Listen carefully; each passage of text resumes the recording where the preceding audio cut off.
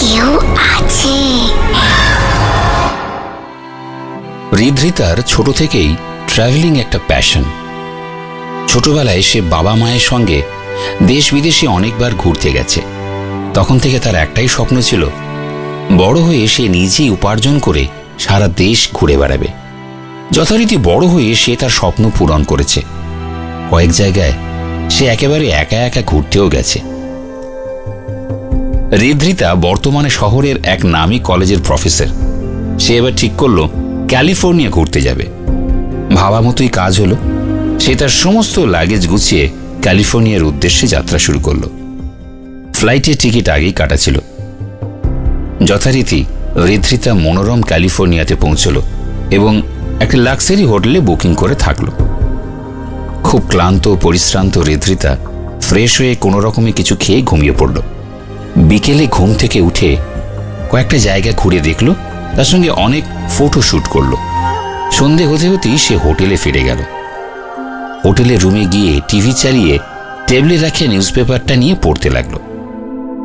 হঠাৎ সে দেখল টিভিটা নিজে নিজে বন্ধ হয়ে গেছে। ঋদ্ধিতা ভাবল হয়তো কানেকশনে কোনো একটা প্রবলেম, তাই এরকম হয়েছে। তাই সে আবার মনোযোগ দিয়ে নিউজপেপার পড়তে লাগল। বেশ কিছুক্ষণ পর তার রুমের লাইটটা একবার জ্বলতে আর একবার নিভতে লাগলো। এবার ঋদ্ধিতা সত্যি বেশ ভয় পেয়ে গেল।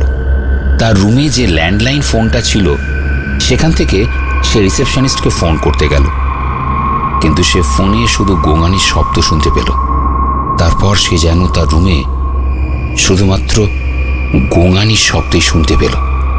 তারপর সে চিৎকার করে সবাইকে ডাকতে লাগলো, কিন্তু তার ডাকে কেউ সাড়া দিল না। আসলে সে ডাকছিল ঠিকই, কিন্তু সেই মুহূর্তের জন্য ঋদ্ধিতার গলা যেন কিভাবে আটকে গিয়েছিল। কথা বলার কোনো ক্ষমতাই তার আর ছিল না। হঠাৎ করে ঘরের লাইটটা অন হয়ে গেল, আর তার সঙ্গে সঙ্গেই ঋদ্ধিতার গলাটাও আবার আগের মতন হয়ে যায়। সেদিন সকালে ঋদ্ধিতা আর কোনো রিস্ক নিতে চাইল না। সে ওই হোটেলটা চেঞ্জ করে অন্য একটা হোটেলে গেল। এর আগে ঋদ্ধিতা এত জায়গা ঘুরতে গেছে, কিন্তু এই রকম ভয়ঙ্কর এক্সপিরিয়েন্স এর আগে তার কখনো হয়নি। পরে খবর নিয়ে সে জানতে পারে যে হোটেলে সে ছিল সেই জায়গায় অনেক পুরনো একটা সিমেট্রি ছিল, যেখানে নিরীহ যুদ্ধবন্দীদের জ্যান্ত কবর দেওয়া হতো। পরে সেই কবরস্থান ভেঙে হোটেল তৈরি করা হয়।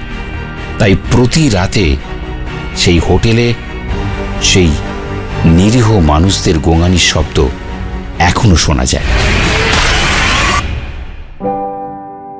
কয়েক মুহূর্তের জন্য ঋদ্ধিতার গলার আওয়াজও কেমন যেন বিকৃত হয়ে গিয়েছিল। ওই ঘরে সেই সময় অনেক অশরীরী আত্মার যন্ত্রণার গোঙানি তার গলা দিয়ে কিভাবে বেরিয়ে এসেছিল সেই কথা সে আজ পর্যন্ত কাউকেও বলে বোঝাতে পারেনি। এখনো কিছু অদ্ভুত দেশ আছে যেখানে এই রকম অলৌকিক কিছু ঘটনা ঘটে আজকের যুগে।